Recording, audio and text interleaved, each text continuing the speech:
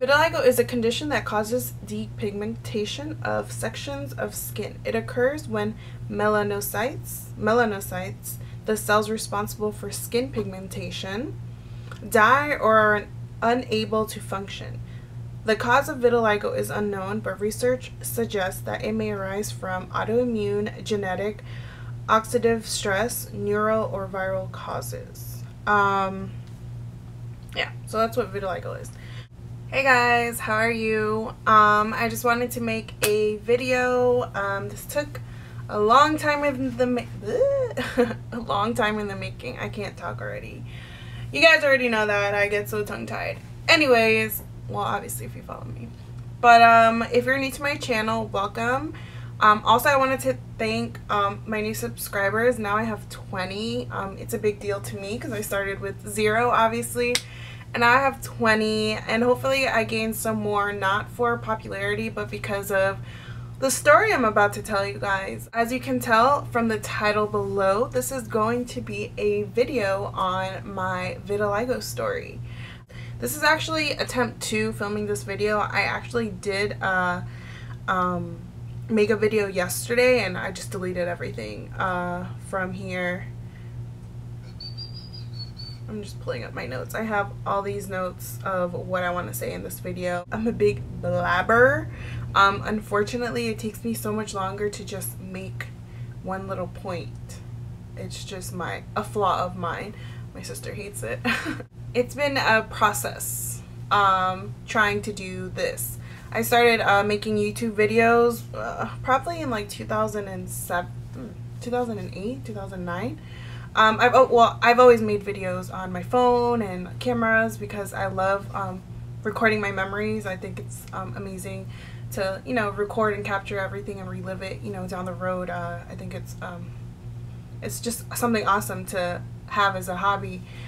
So when I started recording and then I started, you know, getting into makeup, I wanted to, you know, record like what I know, what I've learned, what I've taught myself with everyone, because like my friends would always give me compliments like, oh my god, I love how you do your hair, oh my god, I love how you do your makeup, show me, teach me, and I'm like, let me just make a video so I don't have to teach everybody everything. Not that I don't mind, and I always do, but I just figured I'd start it, so that's how it started. But every time, you know, I started filming, I would always have to start filming with all my foundation done, because I never wanted to shoot with my vitiligo showing.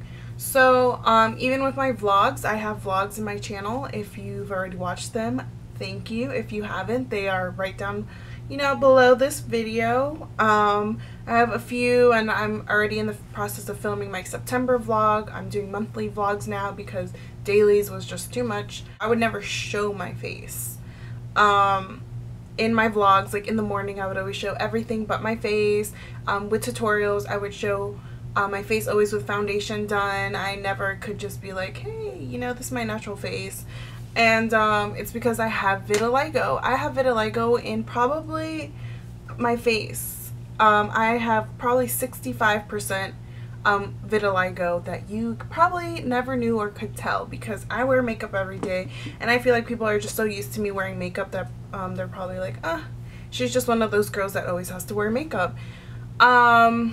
But no, little do you know. So if you want to hear me talk about my story, then just keep watching, and I really do appreciate you watching this. First of all, my name is Tracy. I am 25, if you didn't know, and I have had vitiligo since I've had vitiligo since I was 7.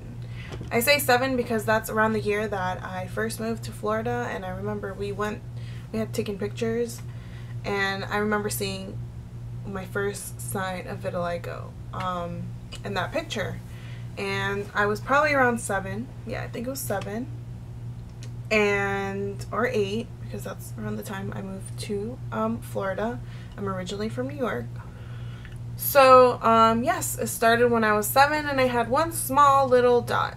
And then with time, I noticed it grow, I noticed it go away, start making different shapes, And then I, you know, got into like swimming and stuff as I got older. Probably when I was, I swam for 7 years. So probably when I was like 10 or 11, I got into swimming. And I would do year-round swimming. I was in the sun. I live in Florida. It's extremely hot here.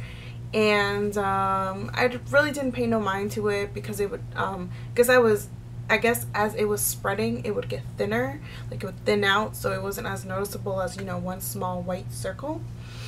I only have vitiligo on my face. That's why I'm just referring to my face. I don't have it anywhere in my body. But I know vitiligo goes everywhere. No one in my family has vitiligo. Yeah, maybe in my my ancestors or someone, but no one in my immediate family or the family that I actually know exists, you know, everywhere in New York and Ecuador. No one has this. Just lucky me. When I first started looking into it and heard about it, there was only 1% of the population who had it, and now it's up to 3%. So I guess it's more, I guess not as common, but a 2% increase. I guess that's a pretty big deal, at least to me. So I'm part of that 3% population. I'm part of something, and it's taken me a lot to do this, so just bear with me. I'm just gonna be all over the place, but I'm just gonna try to get as much out as I possibly can without it being just, you know, overwhelming and long. As I was getting older, I was noticing, other people were noticing, my parents were like, you know, let's fix this. So we went to the dermatologist, found out it was vitiligo. I didn't really care about it at the time because, you know, when you're younger, it doesn't, at least when I was younger, bullying wasn't in as much as it is now. And I don't know, everyone's just so easygoing that no one ever bugged me about it, so it wasn't something that I was just, you know, really upset over.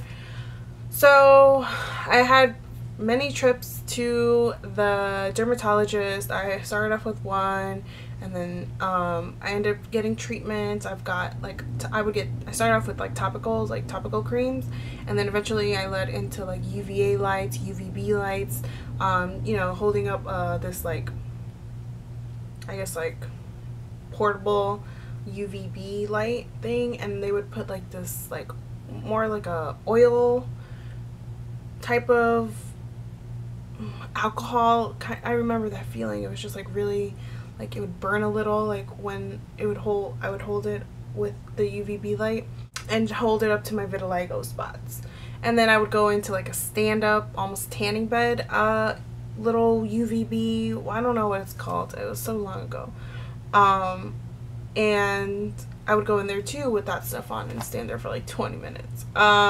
So I noticed here and there it would help, but you know, you had to be consistent with it. I was a lot younger, we didn't have that much money, we're still, you know, trying to accommodate to living in Florida, and I just kind of was I don't want to do this, this is so, I didn't feel normal. None of my friends were doing this, so we kind of just pushed it to the side. I would go here and there, you know, when we had money, because it was pretty expensive.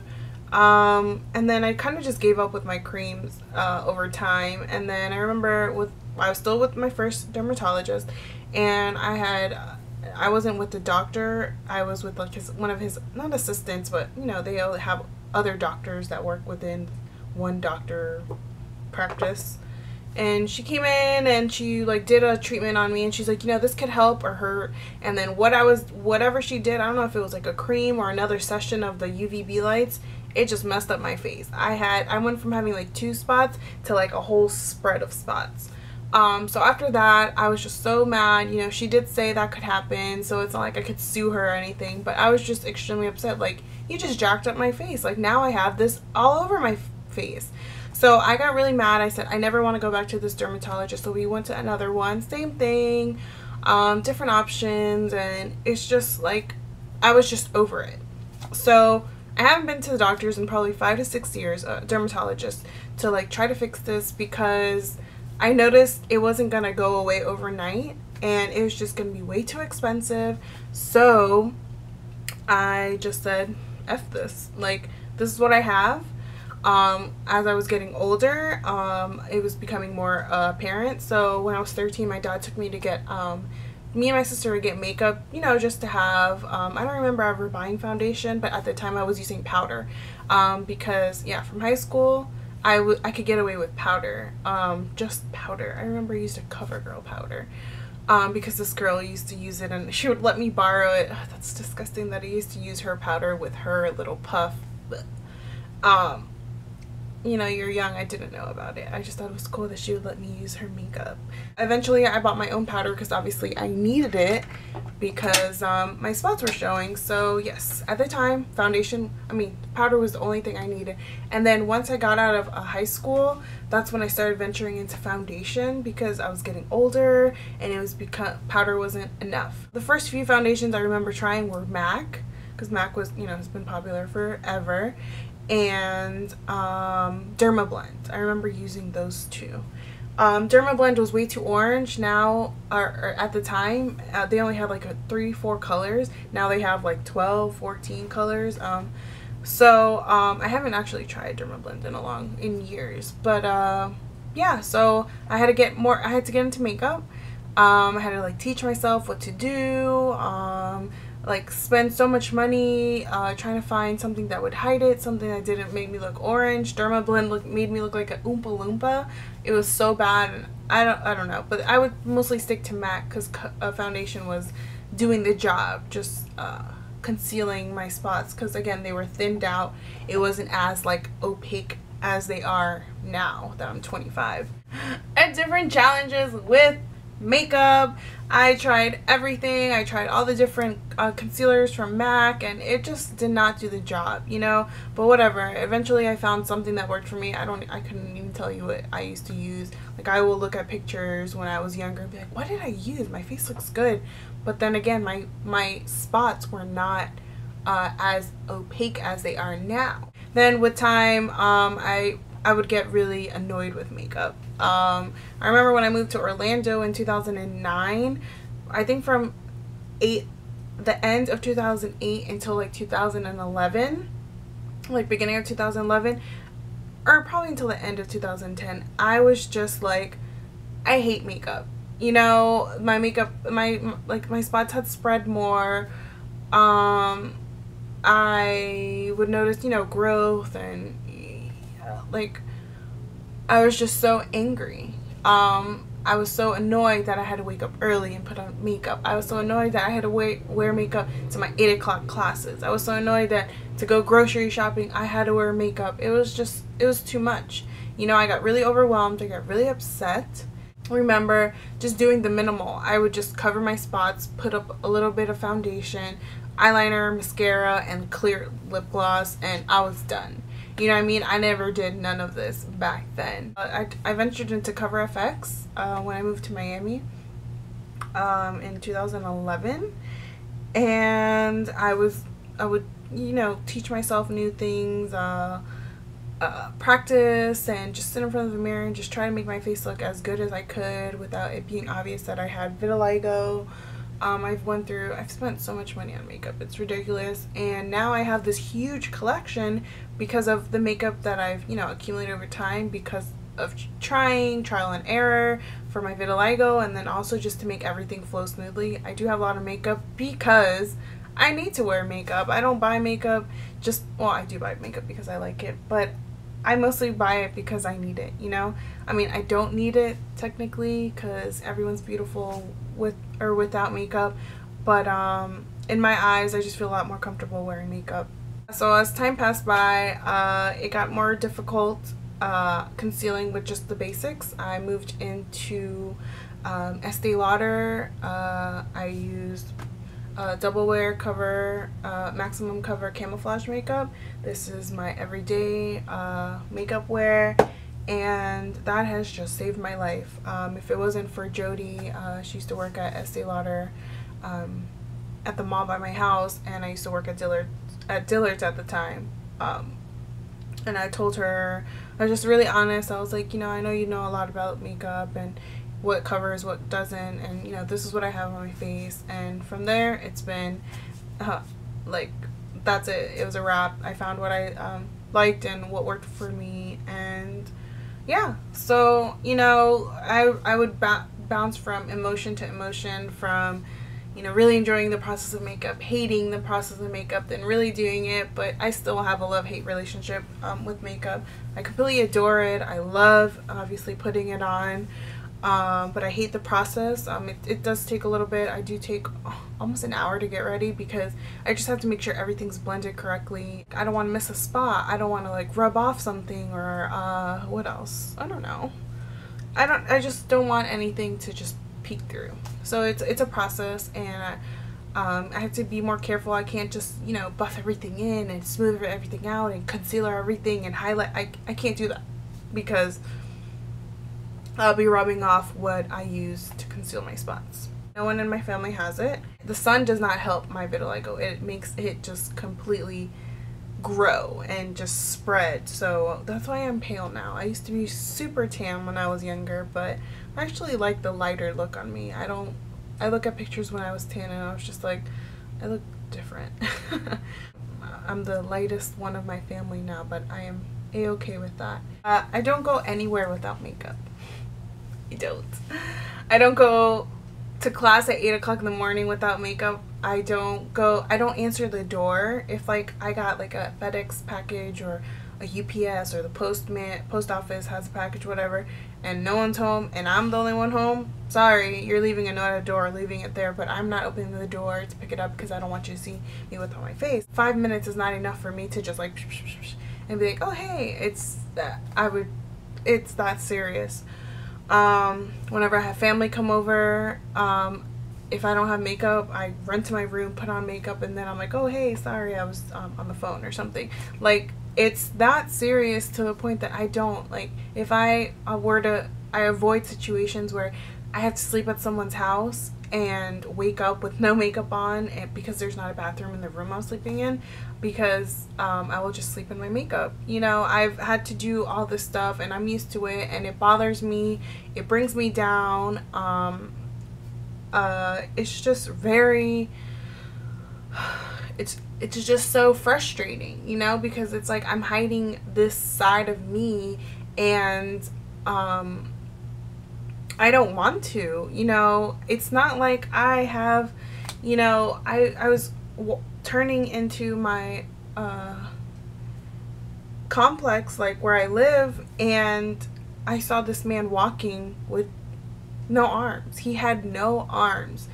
Everyone will stare if you have no arms. Everyone will stare if your eyeliner is running. Everyone will stare if you have food on your teeth. Everyone is just going to stare. Everyone's just very judgmental. We live in a judgmental world, and everyone's just gonna stare at anything. You know what I mean? But when you live with it, it's like, I don't want you to stare. I don't want you to judge me for what I have. I want you to just look at me and know that I'm Tracy. This is who I am. Forget the vitiligo.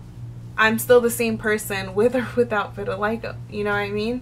So this is mainly why I'm doing this video, because I'm just so tired of like hiding this this side of me. It's like I'm living a double personality, because everyone knows, oh yeah, Tracy loves makeup, oh my god, she can put on some eyeshadow and some freaking nude lipstick, but did you know I have vitiligo underneath? No. And most of you could be like, it's not a big deal, but it's a big deal when you live with it. You know, I've just told you everything I do to avoid anyone seeing me without makeup. That's what I've had to deal with all my life to this day. I still, you know, don't let anyone see me without makeup. The only people that I do know are my sister, my mom, my dad, obviously. And they're used to it, obviously. They've seen it on my face forever. My three best friends, Daisy, Myra, and Fanny, and that's it. The only reasons my friends know is because I used to live with Myra. She used to be my roommate in Orlando, and Daisy, she's my best friend, and I've had sleepovers, or not sleepovers, but like, you know, if she was in town, she would sleep over, or we would, you know, go to Miami or Orlando for the weekend, sleep at each other's apartments or something, and I'd be like, hey, you know, you're my best friend, this is my situation, and she's like, I don't care, like, so what? It should not be a big deal, and I make it a big deal. I want to get now into relationships. I am currently single. I do not have a relationship. Well, I'm not in a relationship. I'm single. I have been single for a while, not because of vitiligo, but because of personal choice. The idea of having a relationship when you're older, you know, having sleepovers, waking up next to the person, and, you know, being natural. And mostly every guy likes a natural woman, even though they go to the club and see a model with the full face of makeup on and they're like, ooh, she's bad. She's wearing makeup. And then you're over here saying you want a natural girl. Anyways, I just had to say that. I was fortunate to have 3 understanding men in my life that accepted my vitiligo and didn't even care. You know, there was my first occasion where I had a relationship when I was in Orlando, and he actually never even noticed. I don't think he noticed. It was where it was super light, you could barely tell. I really didn't need a lot of coverage at that time, so I think that's what was the reason why he never noticed. But yeah, he never said anything, and obviously I could see it, but no, he just never cared. He never said anything, so I was really fortunate about that. Then I had another occasion where, you know, it was a little more serious, but it was long distance, and I saw us, you know, getting more serious and, you know, possibly thinking about someone moving or something for a while. And I broke down and told him, like, listen, before you even think about being serious with me, I need you to know this. You know, I have vitiligo. This is what it is. This is what I look like without makeup.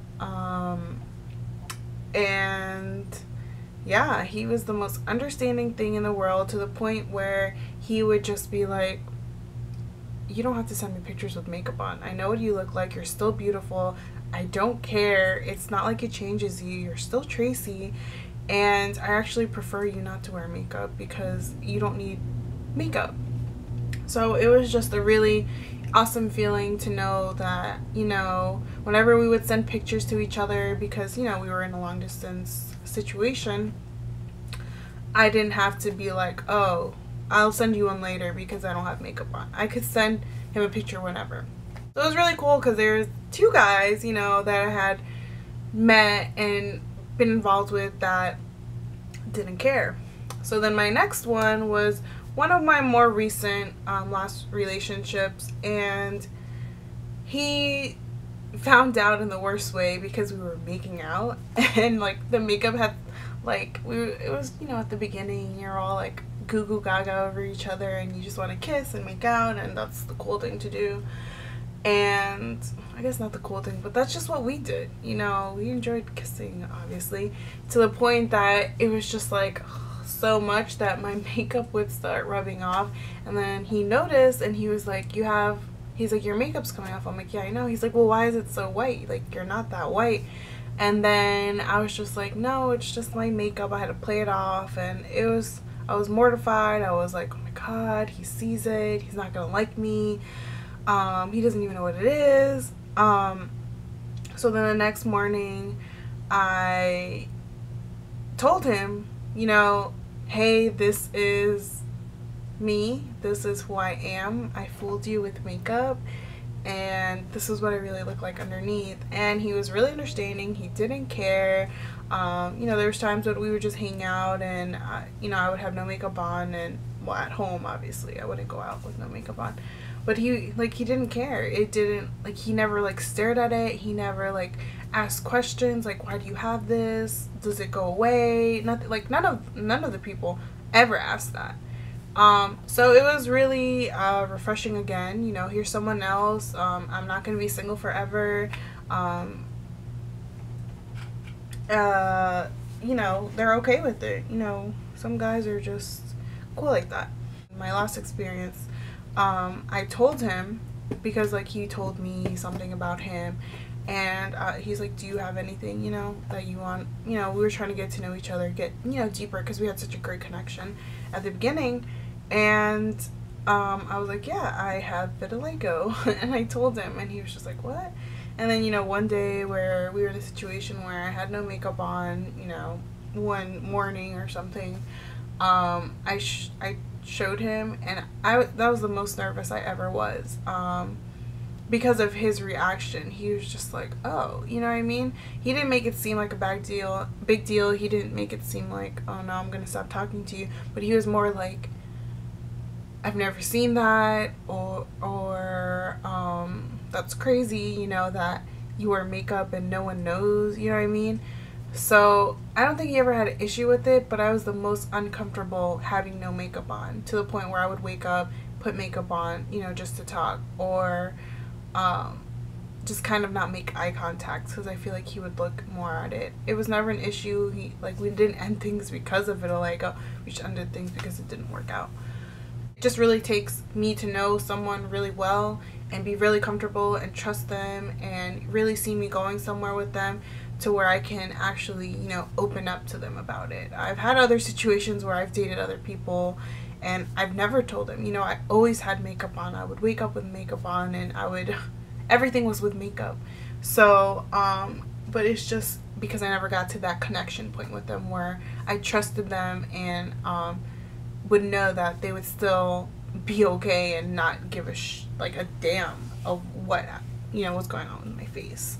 So that was my relationship experiences, and you know, I look forward to, you know, possibly getting into a relationship down the road when I meet the right person, and letting them know again, because I'm not scared to, now that I've had these experiences with men.